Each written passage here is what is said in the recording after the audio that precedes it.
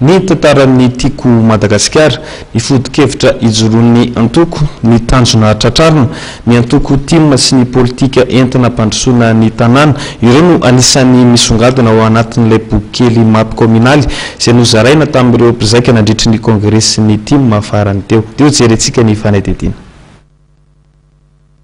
Nozaraina nandritry ny zakaben'ny tim izay nitanterahana teny amin'ny Magrotanjombato ny faharoa amby roapolo sy fahatelo amby roapolo ny volana May teo ny mapy kominal. Ny zavatra hitanareo ato dia voalohany ny tantaran'ny tiako Madagasikara, izay hoe fikamanana politika izy no nivadika atoko politika rehefa lasa filoham-pirenena Andriamatoa Marc Ravalomanana. Eo ihany koa ny fototra na fodikevitra ijoroany ny antoko tiako Madagasikara, izay anasako anareo amaky ankaiky.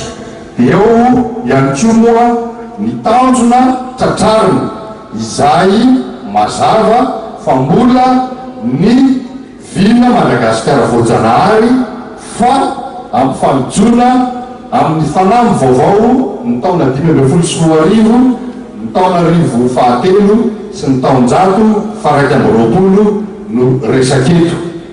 Samy manana ny heviny amin'izay ho fanarenana ny tanàna misy azy, izay moa ireo kandidan'ny timma ilatsaka ho ben'ny tanàna. Misy fanarenana betsaka tokony atao dia lafiny foto-drafitrasa moa zany a. Ilaina mihitsy koa ny fananany tanàna Antsirabe ny atao hoe pompier sy ambulance zany. Tanàna lehibe ohatra ny dia tsy manana an'izany koa. Ohatra ray ao anatin'ny maro fotsiny zany lazaiko zany.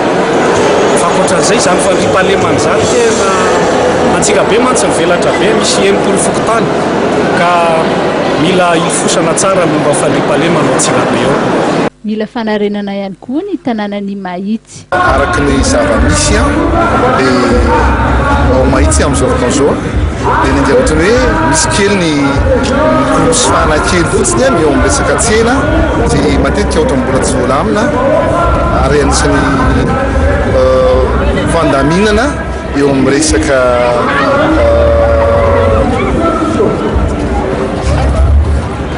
tanàna zany amin'ny resaka plan d'urbanisme zany. Dia mila fanarenana zany ny tanàna zany amin'izao fotoana izao. Ary maha-teknisianina ny tena moa zany hoe mpandrarahany koa dia ao anatin'ilay spécialité ny tena mihitsy moa zany dia eo amboarina atao misy filaminana mikasika an'izay fanatsarana ny tanàna zay zany. Mbola azo fiofanana mikasika ny asan'ny ben'ny tanàna moa ireo candidat tim raha nambaran'ny Front National ny antoko. Ulangsung acara yang kita dengar jauh angin bookingnya angin dari menariknya dari seksi politik maupun sini program untuk nubintanam akan disahkan rumah berwak mula dari anugerah nermanukan mobile dan asan bintanan na meeting dunia. Nambaran'ny filohan'ny tim Marc Ravalomanana fa avy amin'ny maikazanany izay mandalina manokana mikasika ny politika sy ny toe-karena ny hevitra politika mahomby izay voarakitra ao anatin'ny mapy kominal.